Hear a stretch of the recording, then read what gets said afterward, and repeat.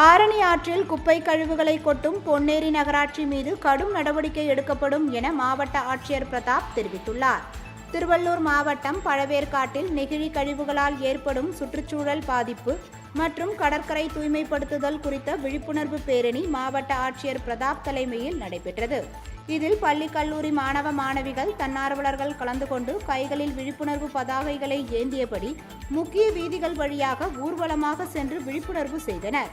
பின்னர் அங்குள்ள கடற்கரைக்கு சென்ற மாவட்ட ஆட்சியர் பிரதாப் தன்னார்வலர்களுடன் சேர்ந்து நெகிழி கழிவுகளை சேகரித்து அகற்றும் பணியில் ஈடுபட்டார்.